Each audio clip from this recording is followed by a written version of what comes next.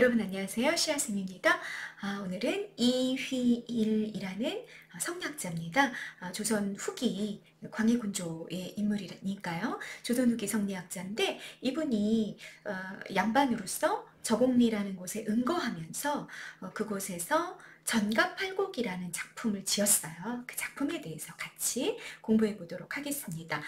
다시 말하자면 여러분 저곡이라는 거는 무슨 뜻이다? 지명이다. 그 얘기인 거죠. 저곡리에서 전가 밭전자의 집가자예요. 그러니까 우리가 농가, 농촌이라고 우리가 해석하면 되겠죠. 농촌에서 부르는 팔곡, 팔수의 노래다. 이런 뜻이 되는 거죠. 그래서 작품을 우리가 제목을 해석을 해본다면 다시 저곡리에서 부르는 농가 팔수의 노래 이렇게 해석을 하고 갈 수가 있겠습니다. 갈래가 연시조예요. 연시조. 그러니까 연시조라는 건 여러분 기본적으로 뭐의 형식을 갖고 있는 겁니까? 평시조의 형식을 가지고 있는 거죠. 평시조가 먼저 있었고 근데 평시조는 여러분 딱 3장으로밖에 이루어지지 못하잖아요. 다시 한번 정리해 볼까요, 여러분? 3장. 3줄이라는 뜻이죠. 6부 45자 내외. 이게 이제 평시조가 갖고 있는 형식이었단 말이에요. 3장이라는 거 여러분 이렇게 초장, 중장, 종장 이렇게 3개의 줄로 이루어져 있고 의미단락을 조금 더 나눠본다면 이렇게 6개의 구로 각 장이 2구씩 이루어져 있는 거죠. 이렇게 6개의 구로 이루어져 있는 3장 6구 45자 내외에 또 두 번째 특징 뭐죠 여러분?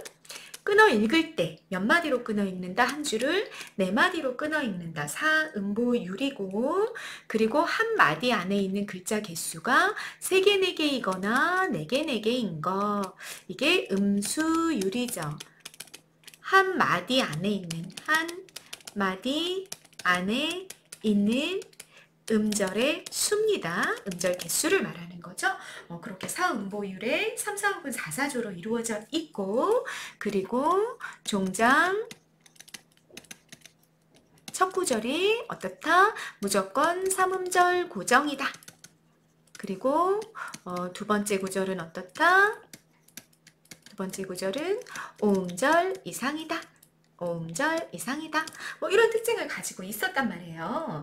그런데 3장이야 3장. 초장, 중장, 종장 3줄로만 이루어져 있었기 때문에 뭔가 복잡한 내용, 조금 긴 내용을 담기에 무리가 있었던 거죠. 그래서 이 평시조의 형식을 연결해서 여러 개의 연이 또는 여러 개의 수를 만들어냈던 걸 우리가 뭐라 그런다? 연시조라고 이야기한다. 그러니까 지금식으로 얘기하면 수보다는 이제 연이라는 개념 여러분 더 익숙할 테니까 전체가 이제 8개의 연으로 이루어진 연시조다라는 걸 여러분들이 알고 가시면 되겠습니다. 자, 본문을 먼저 들어가 봅시다. 그러니까 여러분, 선생님이 아까 평시조의 형식 얘기했으니까 이 평시조의 형식이 기본 바탕으로 깔고 그걸 여러 개의 연으로 만들어 놓은 게 연시조라고 얘기했으니까 그 형식이 어떻게 잘 드러나는지 한번 확인해 보실까요? 지금 한번 보세요. 세상에 버린 몸이 견무에 늙어가니 이게 초장이 되는 거죠. 바뀐 일 내 모르고 하는 일 무사일고 중장이 되는 거고요. 이 중에 우국성심은 연풍을 원하노라. 이게 종장이 되는 거죠. 그리고 이게 첫 번째 수가 되는 겁니다.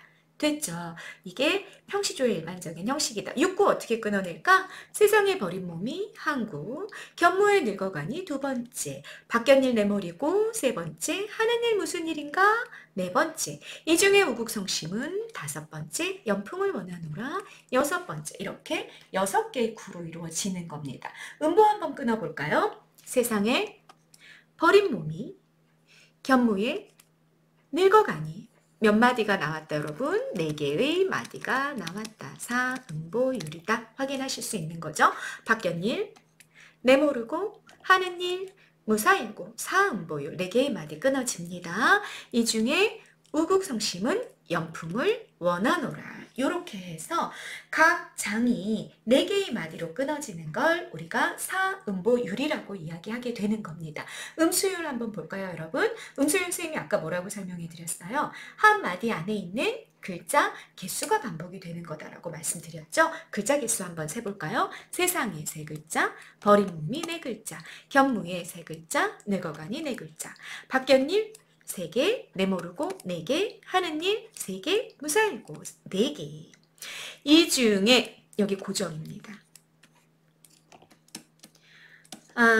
앞에는 3개, 4개, 3개, 4개 이런 식으로 지금 이휘일이라는 학자는 일수를 이런 식으로 3글자, 4글자, 3글자, 4글자 글자 개수를 고정시켜서 전개를 했지만 사실 4글자가 들어와도 된단 말이에요. 초장과 중장에서는 앞마디가 4글자가 들어와도 돼요. 그런데 종장의 첫 구절에는 무조건 3음절 고정이다 라는 얘기예요. 그리고 두 번째 구절은 우국성심은 여러분 몇 글자 나왔어요? 5음절이 나왔죠. 그래서 5음절 이상으로 끝나는 마무리하는 느낌을 좀 줬던 것 같아. 그래서 3음절 고정, 5음절 이상 이렇게 종장은 그렇게 음절수가 마련이 되어 있는 거죠. 연풍을 3개, 원하노라 4개. 자, 이렇게 평시조의 형식적인 특징이 만들어집니다. 여러분 혹시라도 아직까지 평시조가 어떤 형식적인 정형시이기 때문에 외형률, 형식을 겉으로 드러내잖아요. 그리고 이 음보율과 음수율 같은 경우는 우리나라 정형시의 외형률을 만드는 가장 기본입니다. 그렇기 때문에 혹시라도 이해 못하고 있는 친구가 있었다면 이번 시간에 정확히 좀 알고 가시면 좋겠다 라는 생각이 듭니다. 자, 그렇게 되어 있는 연이 여러 개가 있어서 연시조다라는 이야기 드렸습니다. 앞에 이 저곡 정과팔곡과 관련된 해제를 읽지 않고 선생님 그냥 본문으로 왔어요. 본문 그냥 보면서 이해하고 독해하고 그리고 나서 해제 여러분들이 점검하시면 좋겠다라는 생각이 듭니다. 여러분 텍스트 파일이랑 그 다음 선생님이 문제를 만들고 답을 다 달아놨잖아요. 그죠? 근데 이 답을 싹 지우고 여러분들이 답을 달아볼 수 있는 주관식 테스트 용지가 다 마련이 되어 있습니다. 찾아가셔서 문제도 먼저 선생님 영상 보기 전에 먼저 문제 풀어도 굉장히 좋을 것 같아요. 문제도 먼저 풀어볼 수 있고요. 그러니까 그 텍스트 파일이랑 주관식 테스트 용지 잘 활용하시면 좋겠다 라는 생각이 듭니다. 자, 일수 들어가 보시죠. 이휘일이라는 작자가 밝혀져 있기 때문에 양반시가다 라는 거 염두에 두고 보시면 좋겠습니다. 세상에 버린 몸이, 그럼 여러분 세상에 버린 몸이라는 거, 자, 누구를 말한다? 화자를 의미하는 말입니다. 세상에 버린 몸. 세상에 버린 몸이라는 건 그럼 도대체 뭘까? 세상이 버렸다라는 의미가 될 수도 있을 것 같고요. 또는 내가 세상을 버렸다라고 해석할 수도 있을 것 같아요. 어찌 됐든 간에 세상에서 버림받았든 세상을 버렸든 도대체 이게 무슨 뜻이냐라고 했을 때 이휘일이라는 분이 양반이라는 것과 연결해서 보시는 거죠.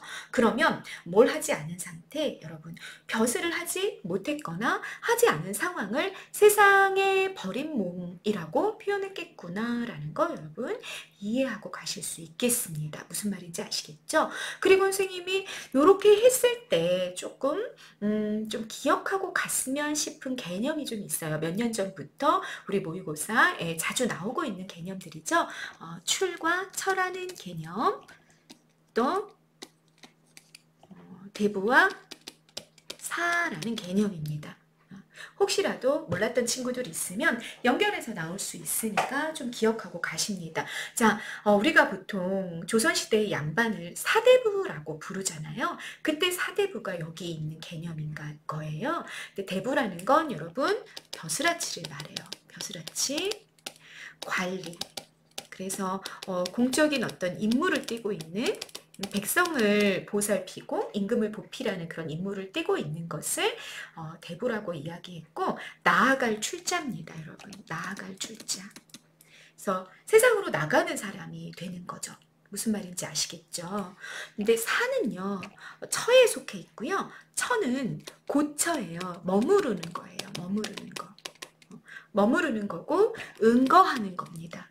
응거하는 존재로서의 사는, 그러니까 개인적 심신의 수양, 자연 속에 응거하는 삶, 자연 속에 자기 거처를 마련하고 나아가지 않는 거지. 세상으로 나아가지 않고 머물면서 한문을 수양하고 자연을 즐기고 이랬던 사람들을 우리가 사라고 이야기하고, 선비사자죠. 선비사자. 그리고 이 사람들의 삶의 방식을 처 또는 은, 뭐 이렇게 얘기했던 거예요. 이 개념을 조금 염두에 두고 보신다면 여러분 이 시적 화자는 기본적으로 벼슬을 하지 않았구나. 아, 대부나 출의 삶을 산 사람이 아니고 사로서의 삶, 선비로서의 삶, 처 혹은 은으로서의 삶을 살았던 사람이다라는 자기 정체성이 초장에, 그러니까 일수의 초장, 제 앞부분에 드러났구나라고 여러분들이 이해하고 가시면 좋겠습니다. 자, 개념 잘 이해되셨나요? 계속 보시죠.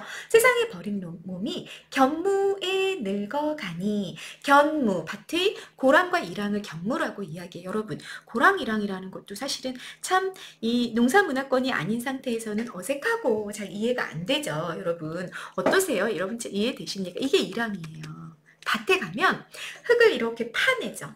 파서 여기가 고랑이고, 이랑에다가 이제 작물을 심죠. 물을 뿌리면, 그리고 비가 내리면 여기 고랑에 이렇게 물이 고이게 되고, 이랑 고랑, 이랑 고랑, 그리고 여기랑 여기 사이가 두둑이 되고, 이게 모여가지고 밭이 만들어지는 거죠. 그쵸? 뭐 여러분 혹시 뭐지? 뭐 예능 프로? 뭐 그런 거 보면, 뭐 삼시세끼? 뭐 이런 거 보면 밭작물들 심어놓은 거 이런 것들 가끔씩 보실 때 있잖아요. 그때 아, 저게 이랑이고 이게 고랑이고 이게 두둑이구나 이런 것들 뭐 고전 시가에서는 심심치 않게 나오는 개념이니까 한 번 정도 보고 가셔도 좋을 것 같습니다. 자, 밭의 고랑과 이랑에서 늙어갔다라는 건 농가에서, 농촌에서 늙어가고 있다라는 이야기를 해주고 있는 거죠. 그래서 화자의 상황이 나와 있습니다. 중장으로 가십니다. 바깥의 일은 내가 모르고 하는 일이 무엇인가?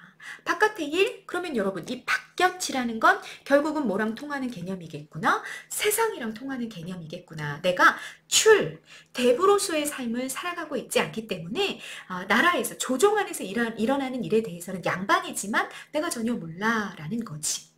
그럼 내가 과연 사대부로서, 우리가 양반으로서 나는 도대체 어떤 정체성으로 살아가고 있는 걸까? 종장에서 그런 의문을 제기한 거죠.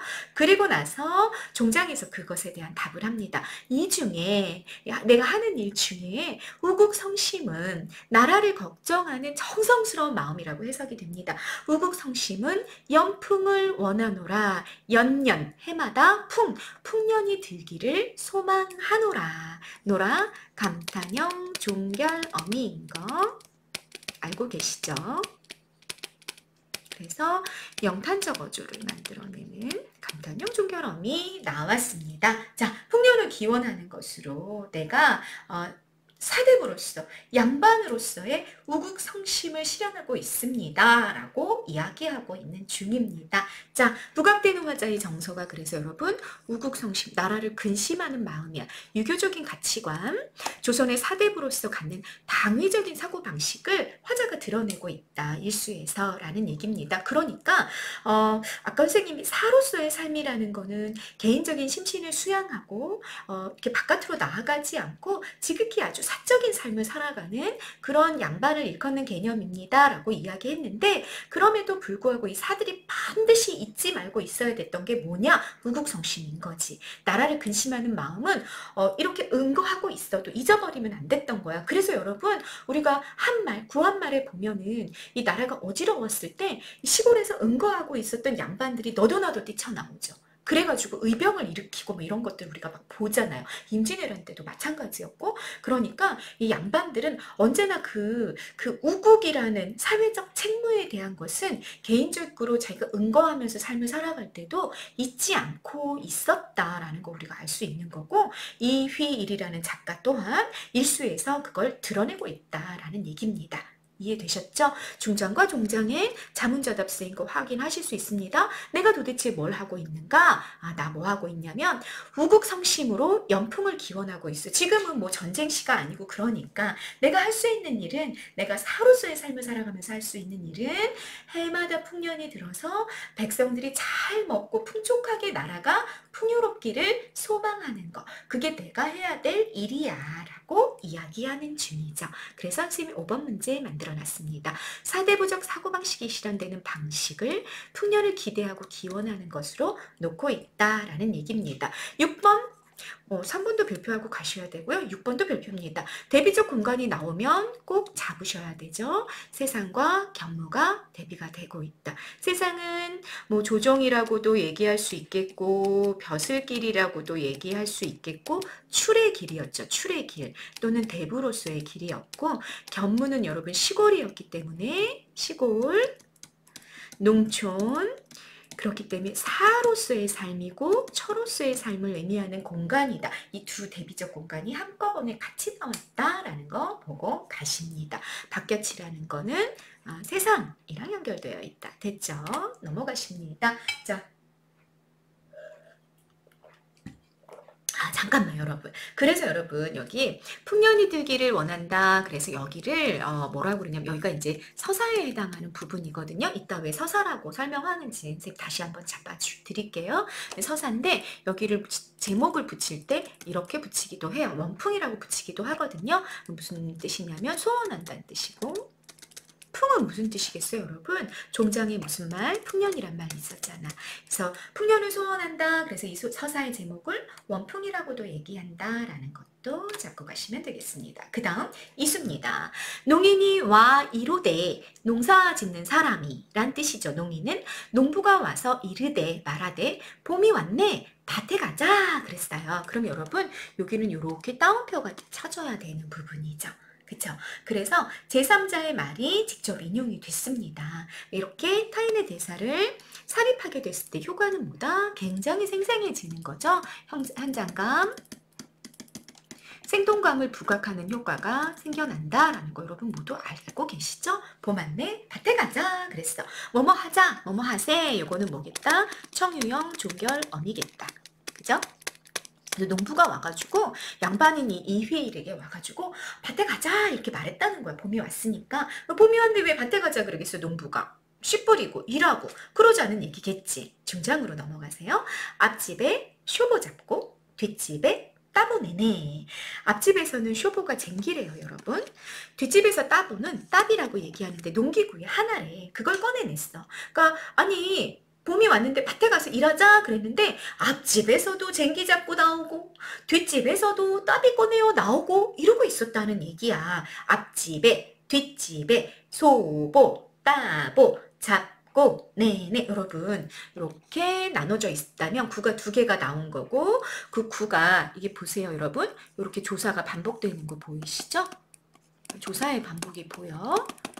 소보를 따보를 여기 목적격 조사가 아마 생략이 되어 있었겠죠. 조사의 반복도 보이고 있고요. 이렇게 됐을 때 우리가 이걸 뭐라 그런다? 유사한 문장 구조의 반복이라고 이야기한다. 표현법으로 친다면 뭐다 여러분? 대구법이 쓰인 거죠. 대구법이 만들어지게 되면 여러분 문장 구조가 같은 거야. 앞집에 뒷집에 이렇게 구가 대응을 하다 보니까 소보를 따보를 잡고 네네 이렇게 무슨 말인지 아시겠죠? 이렇게 문장 구조가 반복이 되다 보니까 반복은 뭘 만들어요? 운율을 만들게 되는 거고요. 또 구체적으로 어떤 농기구를 꺼내어 농사일에 나서고 있는지가 그대로 잘 보이죠? 그래서 아주 상황이 구체적으로 드러나는 효과가 나타났습니다. 자, 아니 혼자 밭일을 하는 게 아니라 옛날에는 농촌에서 어떻게 했구나 여러분. 밭에 가자 그러는 순간 너도 나도 막 쟁기며 뭐며 농기구를 붙잡고 그리고 같이 나왔단 얘기지. 그리고 두어라. 여러분 두어라. 그 다음에 이따가 확인하시겠지만 아해야. 그 다음에 못 쳐라. 뭐 이런 말들이 있어요. 시조, 종장, 첫 구절에 반복되는 굉장히 많이 나타나는 이런 말들 여러분 뭐라고 이해하시면 되냐면요. 감탄사라고 이해하고 가시면 됩니다. 그 선생님이 두어라를 이렇게 해석한 거야. 두어라. 내 집 부대하랴. 내 집부터 하랴. 남하니 더욱 듀타. 듀타. 듀타 무슨 뜻이에요? 좋다라는 뜻이죠. 그쵸? 빨간색 동그라미 별표하시고 많이 나오니까 암기하고 가십니다. 내 집부터 하랴? 남 집을 먼저 하니 그게 더욱 좋구나 라고 이야기하고 있는 거예요. 화자만 그런 게 아니라 앞집의 농부도 뒷집의 농부도 그리고 자기 찾아왔던 농민조차도 이 내 집부터 해야 돼가 아니라 남의 집부터 해주는 게 마음이 편하고 더 좋은 거지. 서로 돕고 배려하는 그런 농촌 공동체의 모습이 나온 겁니다. 너무 훈훈하고 따뜻한 인정이 느껴지시죠? 우리가 이걸 뭐라고 그래요? 서로 돕는다는 거 상부상조라고 이야기하죠. 그 모습을 보면서 너무너무 흐뭇해하고 있는 시청자의 모습을 여러분들이 확인하실 수 있었습니다. 이수입니다. 자, 계절적인 배경 노출됐습니다, 여러분. 계절적인 배경이 노출된 때는 여러분 잡고 가야 하는 거 알고 계시죠? 자, 어디 있었어요, 여러분? 봄입니다. 됐죠? 봄이 왔다라는 거 확인하고 가시고요.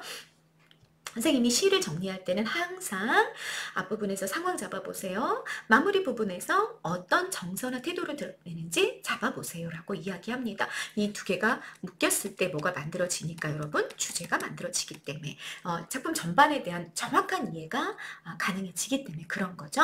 그래서 정리를 해본다면 봄의 밭가리를 서로 돕는 농부들의 일상이 그려지면서 만족하는 화자의 정서가 드러났습니다. 자, 이연의 농촌 공동체의 서로 돕는 미덕 품앗이라고 우리 얘기했었고 상부상조라고도 이야기하는 거 알고 계실 겁니다. 10번 했었고요. 11번 중장에 사용된 단어 특히 뭐 쇼보라든지 따보라든지 이런 단어들은요. 서대부 시가에선 사실 잘 드러나지 않는 단어들이었죠. 농사와 관련된 구체적이고 일상적인 농기구와 관련된 단어가 있었다. 이거 서대부 시가에서는 서대부 시가가 갖고 있는 기본적인 특징 좀 관념적이란 말이야. 맨날 축 얘기하고 뭐 효 얘기하고 뭐 이러기 때문에 대단히 관념적인 특징을 갖게 된단 말이죠. 그래서 아주 구체적이고 일상적인 단어들이 좀 잘 사용되지 않는 경향이 있는데 이 작품은 그런 시어들이 구체적인 시어들이 좀 잘 보이고 있다라는 거 확인하고 가십니다. 그래서 여러분 조선 후기로 넘어가는 시가의 특징을 잘 보여주는 작품이 될 수 있을 것 같습니다. 정답 8곡은 됐죠? 네, 12번, 13번 선생님 다 했어요. 네, 여러분 이따가 문제 풀어보시면 좋겠습니다. 그 다음 넘어가시죠. 여러분들, 또 펜 바꿔야 되겠다. 뭐가 나타났어요, 여러분?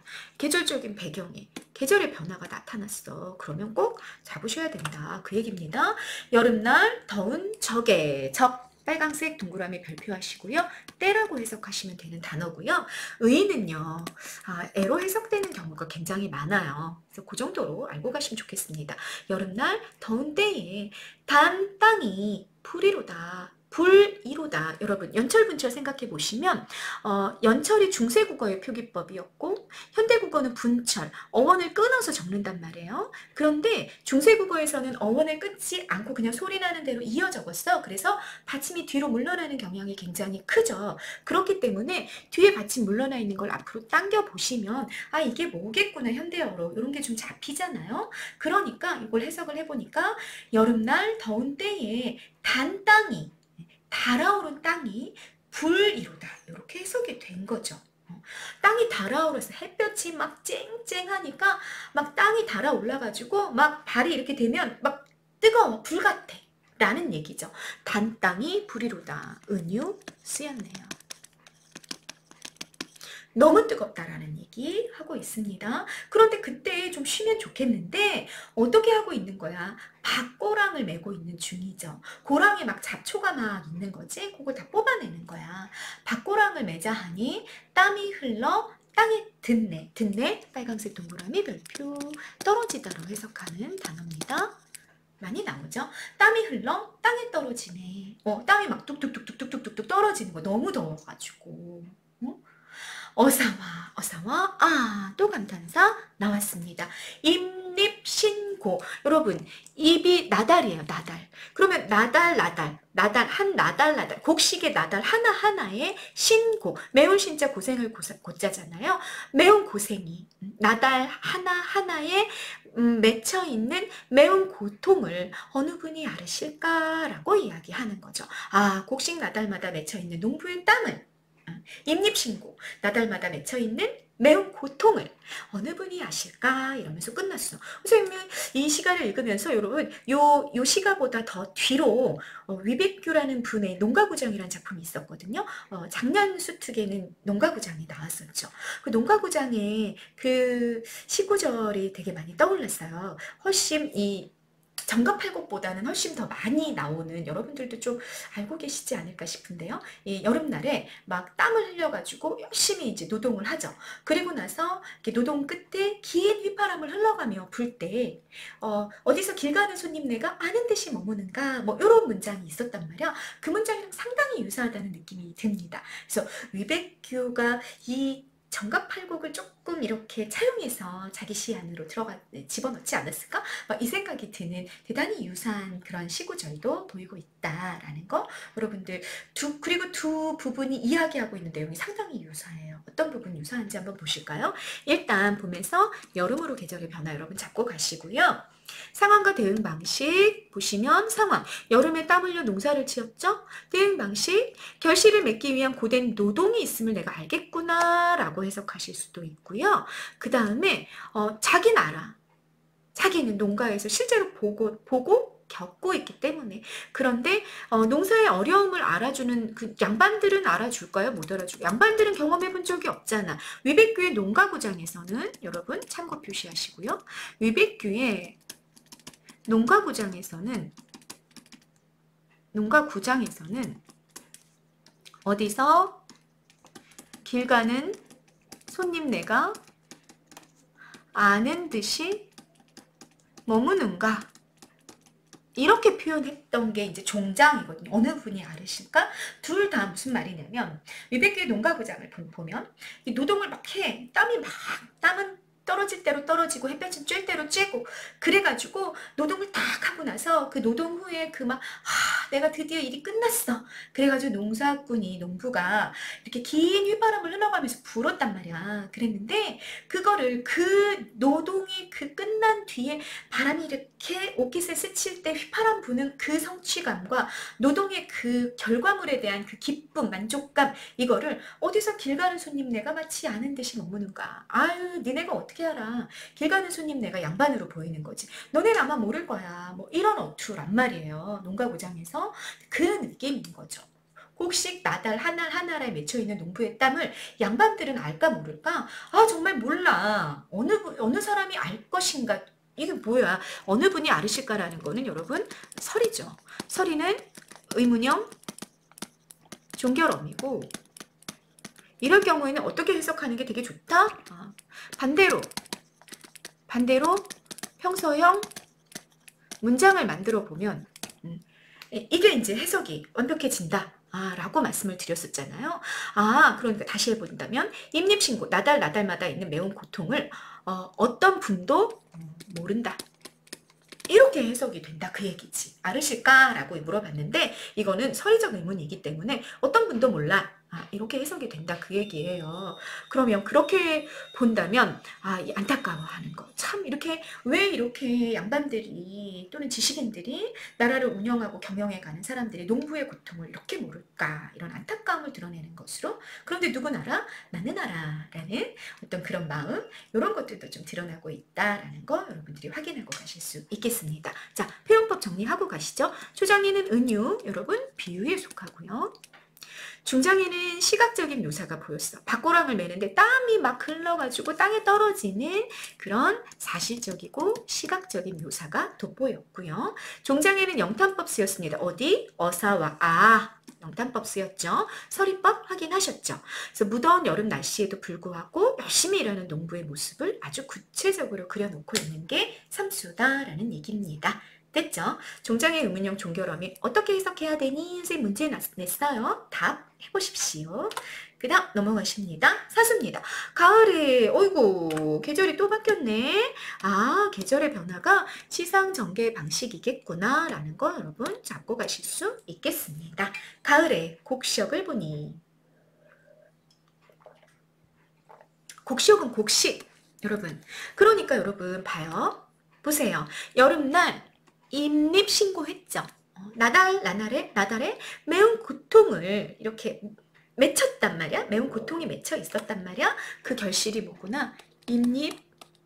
임립신고의 결과물이 곡식이구나. 이런 걸 알 수 있죠. 왜 이렇게 선생님이 얘기를 했냐면 여러분 영상이 잠깐 끊겼어요. 다시 할게요. 자, 무슨 얘기를 하고 싶었냐면 이 연시조 있잖아요. 연시조는 연과 연 사이가 되게 유기적으로 연결되어 있는 경우도 되게 많아요. 그래서 앞수랑 뒷수를 이렇게 연결해서 보실 필요가 좀 있거든요. 여기 같은 경우도 앞수의 인립신고의 결과물이 이제 그 사수에 나오고 있는 거 여러분들이 확인하실 수 있겠다라는 얘기입니다. 그 인립신고의 결과물 그 곡식을 보니까 얼마나 좋았을까. 그죠? 좋구도 좋구나. 그러니까 리을시고 요거는 뭐다? 감탄형 종결어미겠구나라는 거 또 알고 가실 수 있겠습니다. 너무 기쁘고 좋은 거지. 막 땀을 엄청 흘리고 엄청 고생해가지고 결과물을 이뤘으니까 너무너무 기뻤을 것 같아요. 그죠? 내 힘에 이룬 것이 먹어도 맛이로다. 그죠? 그 기쁨이 여러분 느껴지시나요? 여러분도 그렇겠죠? 여러분이 정말 너무너무 열심히 공부한 거야. 너무너무 열심히 공부해가지고 시험을 봤는데 결과가 너무 좋은 거지. 그랬을 때 얼마나 기뻐요. 내가 열심히 노력했는데 그 노력한 것에 뭔가 보답을, 응답을 받은 것 같은 막 그런 느낌이 나잖아요. 그죠? 이 사람도 그런 거죠. 내 힘으로 이룬 것이 정말 먹어도 맛있구나. 이 밖에 천사만종을 부러워 무엇 하겠는가 그랬습니다. 이 밖에 그러니까 이가 가리키는 건 내 힘으로 이룬 것이고 곡식이죠. 이것 밖에 천사만종이라는 건 여러분 천대의 수레 그리고 녹봉이라고 해서 그냥 써놨는데 만종이 만섬의 곡식이에요. 만섬의 곡식과 가을에 내가 내 힘으로 이룬 그 곡식이 대비가 되고 있는 중인 거죠. 그러니까 내가 벼슬을 해가지고 녹봉으로 그 국가에서 주는 월급이지 말하자면 만섬의 곡식을 받았어. 근데 그게 부럽다 부럽지 않다? 부럽지가 않다라는 얘기죠. 내 힘으로 이룬 이 곡식을 먹는 게 난 훨씬 더 좋아. 그렇게 이야기하고 있는 겁니다. 대비가 나타난 거 여러분 확인하실 수 있겠죠. 그죠? 네. 자, 같이 연결하면서 문제를 통해서 갑시다, 여러분. 계절적인 배경의 변화가 계속 나타나고 있기 때문에 계절의 변화가 시상 전개 방식이다라는 거 우리가 잡을 수 있고요. 또 삼수와 연결의 입립신고의 결과물은 곡시역이다라고 여러분 문제 푸실 수 있을 겁니다. 아자의 상황, 가을의 결실을 맛보고 있고 대응 방식 너무너무 기뻐하고 만족해하고 있는 거 느끼실 수 있었습니다. 그리고 이 기쁨과 만족감을 부각하기 위해서 대비시킨 시어가 있었어. 대비시킨 시어 발표하시고요. 그게 바로 뭐다? 천사만종이다. 천대의 수레와 만섬의 곡식이라는 뜻이다. 세속의 부기 영화를 일컫는 단어가 될 거다. 그래서 여러분 고준 시간이 정말 많이 나오죠. 삼궁은 삼정승이잖아요. 영의정, 자의정, 우의정 권력을 의미하고 만승은 만대의 수레인데 만대의 수레를 내가 가지고 있다 그러면 천자의 지위란 말이에요. 천자의 지위고 엄청난 부귀를 상징하게 되는 거죠. 그래서 세속의 부귀영화에 해당하는 단어로 우리가 지금 이 천사만종보다 더 많이 고전시가에서 보게 되는 단어. 그래서 선생님은 좀 선생님 가르치는 학생들한테는 삼공과 만승은 좀 기억하고 가면 좋겠다라고 이야기를 하거든요. 그 삼공 만승에 해당하는 단어가 이 시에서는 뭐다? 천사만종이고 내가 부럽다 부럽지 않다 부럽지 않다고 말하고 있기 때문에 얘는 플러스다 마이너스다 마이너스다. 세속의 부귀영화 부럽지 않다라고 이야기하고 있다. 그래서 이런 삶의 태도는 여러분 한자성어 뭐로 연결되겠구나. 안분지족, 안빈낙도로 연결이 되겠구나. 여러분 여기 빈이 가난할 빈자예요. 가난할 빈자. 그러니까 만섬의 곡식은 나한테 없단 말이야. 내가 이루고 일군 것만 있죠. 뭐 열섬이더라도 난 그게 좋아. 그게 만족이야. 이렇게 말하고 있기 때문에 안분지족, 안빈낙도가 된다라는 얘기입니다. 자, 종장의 의문형 종결어미. 부러워 무엇 하겠는가? 의문형 종결어미인데 이것 또한 여러분 설입니다. 서리법이고요. 이 서리법이라는 건 변화법에 들어가 있는 거 혹시 알고 계십니까? 문장의 형태에 변화를 주는 거죠. 뭐 도치라든지 반어, 역설, 서리 이런 모든 것들이 이제 우리 중학교 때 배웠던 개념 아닌가요? 변화법에 속하는데 이렇게 문장의 구조를 바꿔버리는 거야. 사실은 평상으로 그냥 쓰면 되는 것을 문장 형태를 일부러 의문형으로 주는 거죠. 그런데 질문은 아닌 거지.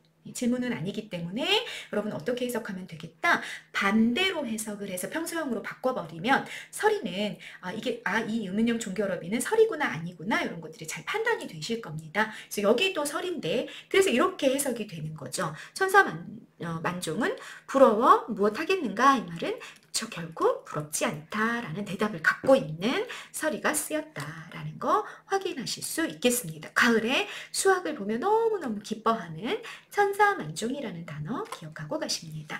그 다음 여러분 봄, 여름, 가을 나왔으니까 이제 뭐 나올 차례예요? 겨울 나올 차례다. 그죠? 보세요. 밤에는 사칠 꼬고 새끼를 꼬고 낮에는 띠를 부여 띠는 띠풀이에요. 띠풀을 베어 초가집을 잡아매고 농기 좀 차렸으라.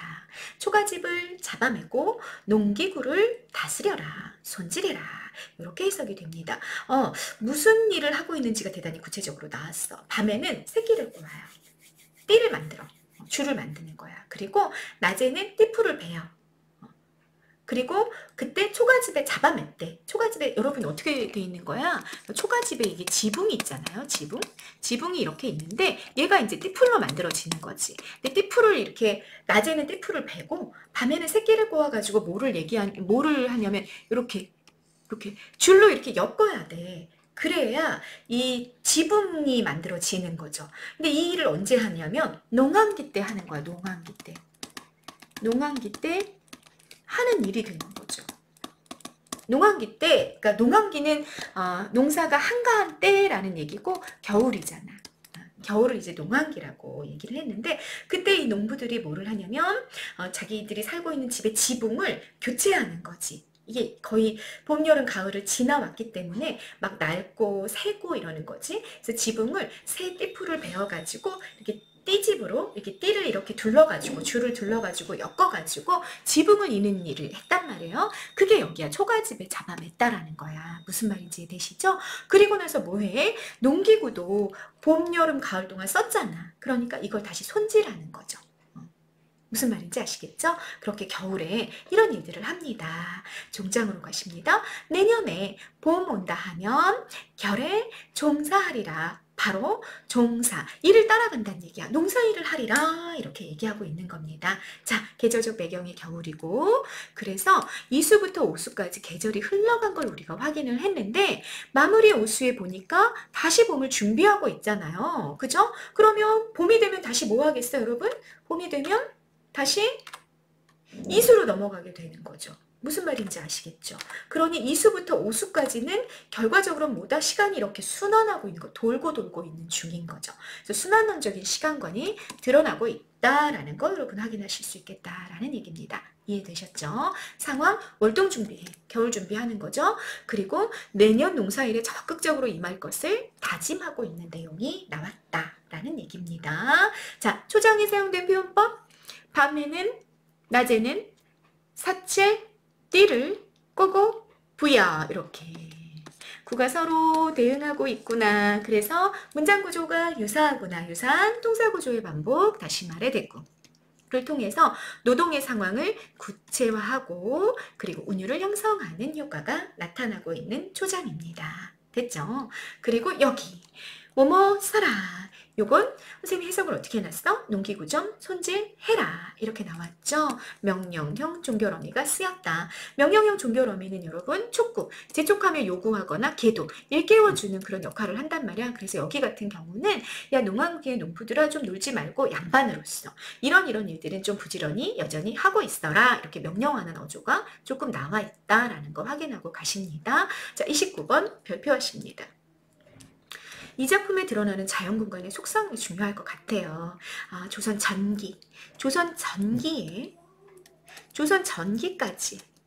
전기까지 양반사대부 시가에서 나타나는 자연공간은요. 친화적인 공간이거나 또는 술, 흥, 뭐 이런 단어들 아시죠? 풍류를 즐기는 공간이거나 또는 완상, 감상의 대상이 되거나 자연이 그랬습니다. 그런데 이렇게 후기로 넘어가면서는 자연 공간이 건강한 노동의 공간으로 바뀌죠. 양반 시가에서도 이렇게 자연 공간의 성격이 바뀌고 있구나. 그러면 여러분에게 나오는 시가를 읽으면서 양반 시가를 읽으면서 아 이거는 조선 전기겠구나. 이건 조선 후기겠구나를 여러분들이 가늠하실 수 있겠죠. 노동의 공간으로 자연이 그려지고 있다. 그러면 조선 후기 작품이다 라고 이해하고 가시면 됩니다. 됐죠? 조선 후기 사대부 시가의 특징이다. 네, 결의 동사하리라 요거 의지적 다짐 나오고 있는 종결어미도 확인하셨습니다. 자, 여기까지가 여러분 수특 지문이고요. 수특의 지문 잠깐만 확인하고 가십니다. 새벽 빛나자 백설이 소리한다. 새벽이 빛나자, 새벽이 밝아오자, 새벽이라는 시간적 배경 확인하고 가십니다. 백설이 온갖 혀설자야. 온갖 새가 소리를 낸다. 뭐 새일 수도 있었고 뭐 개구리가 올 수도 있었고 뭐 그랬겠죠. 온갖 소리가 다 들리는 거야. 아침이 되니까. 일어나거라 아이들아. 일어나거라 뭐뭐 하거라 명령. 형 종결음이 나왔고요. 아이들아 불렀으니까 뭐 해야 돼? 이제 말 건네야죠. 말 건네는 오죠. 확인됐습니다. 밥 보러 가자쓰라. 뭐뭐 쓰라? 가자꾸나. 청유형 종결어미도 확인이 됐습니다. 아이들 보고 빨리 일어나가지고 부지런히 밭으로 가자. 그렇게 얘기하고 있는 중이야. 밤사이에 이슬 기운에 얼마나 길었을까 하노라. 너라 감탄형 종결어미.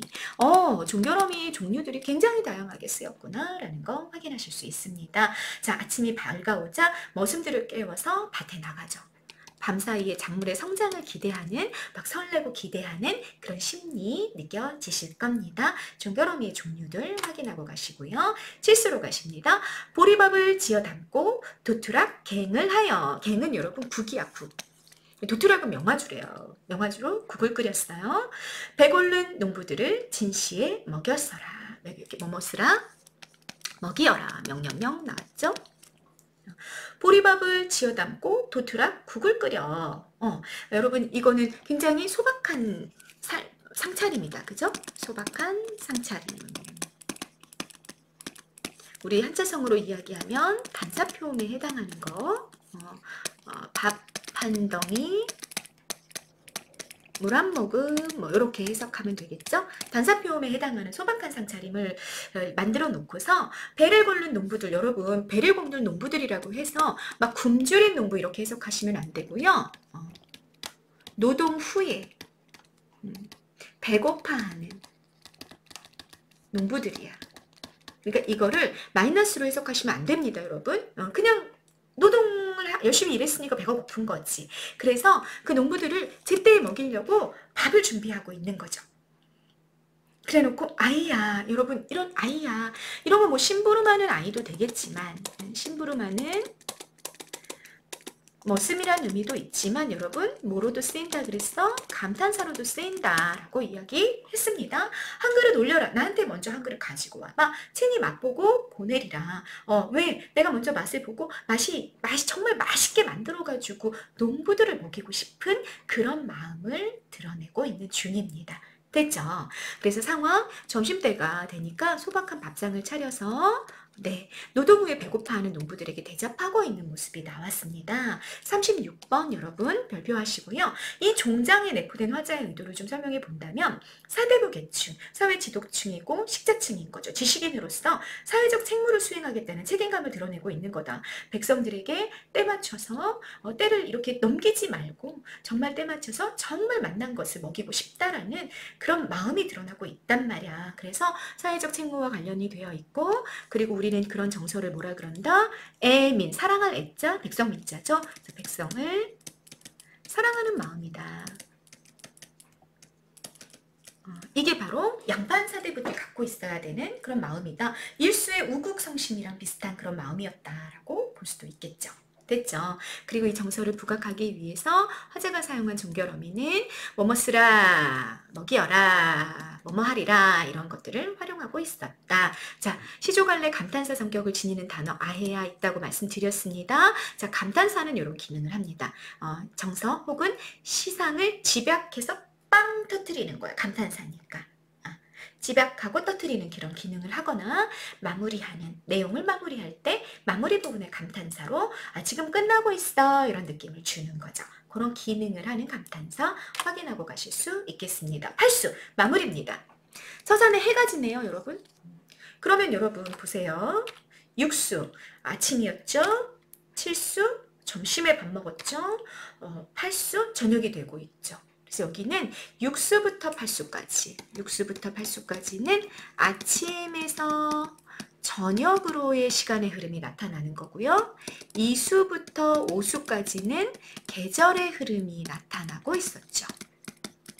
그리고 서사 일수는 뭐였어요, 여러분? 원풍, 풍요를 소망하는 내용이 있었던 거죠. 이런 구성을 보이고 있다라는 거 확인하시면 됩니다. 서산에 해가 지고 풀 끝에서 이슬이 난다. 이슬이 맺힌다. 호미를 둘러매고 달되어 가자스라. 달빛 받으며 가자꾸나. 여러분 청유형인 거 확인하실 수 있죠? 이 중에 즐거운 뜻을 말해 무엇하겠는가? 무엇하겠는가? 설이구나. 의문형 쓰였는데 설이다. 거 확인하시면 되는 거고요. 저녁이 되어 열심히 일하고 일을 마치고 귀가하면서 즐거움과 만족감을 드러내고 있는 내용이 나왔다라는 거 확인하시고요. 초장이 대구 또 쓰였습니다. 보이십니까? 서산에 풀끝에 해지고 이슬 난다. 이렇게 구가 대응하는 유사한 문장 구조의 반복이라고 말씀하셔도 됩니다. 종장 무엇하겠는가? 설이 의문형 종결 어미를 활용해서 변화법을 활용해서 자신의 정서를 부각하는 설이 나와 있습니다. 됐죠? 시상 전개 방식 확인하시고요. 청유형 종결 어미 이제 찾으실 수 있겠습니다. 종장의 종결 어미도 의문형 종결 어미로 건강한 노동을 마무리하는 만족감을 부각하고 있다. 정서를 여러분 설이는요. 정서를 부각하는 기능을 해. 그래서 설이법이 쓰이면요. 영탄적 어조가 만들어집니다. 영탄적 어조와 관련이 되어 있는 게 설이법이기도 하다라는 거 여러분 알고 계시면 좋겠습니다. 자, 이렇게 해서 총 8수의 연시조가 마무리가 됐습니다. 정리해 볼까요?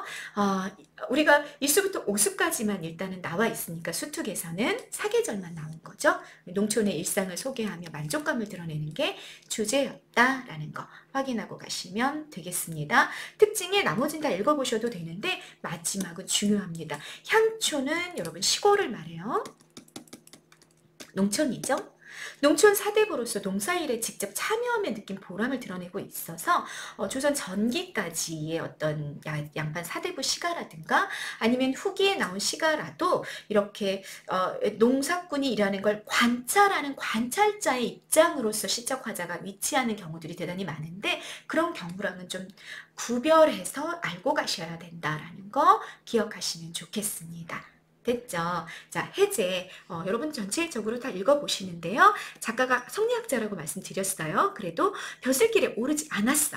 오랫동안 농촌 생활을 하면서 자신이 경험한 농민들의 삶을 대단히 구체적으로 제시하고 명령형과 청유형을 사용해서 농사일과 관련된 농민들의 행동을 이끌어내고 실제로 거기에 함께 공동체에 참여하는 그런 모습을 드러내고 있기 때문에 사대부 시가로서는 좀 조선 후기의 어떤 독특한 일과를 이루는 어떤 분류 체계 안에 독특한 위치를 좀 차지하게 된다. 아까 말씀드렸던 것처럼 관찰자에 머무르고 있지도 않고 자연 공간을 풍류적이거나 친화적이거나 완성적으로 그려놓고도 있지 않기 때문에 독특한 위치를 좀 차지하고 요 계보 안에 들어가는 양반 시가들이 뭐 위백규의 농가구장이나 이런 몇몇 작품들이 있겠다라는 것까지 정리해 드렸습니다. 자, 저곡 전각 팔곡이라는 작품이었습니다. 감사합니다.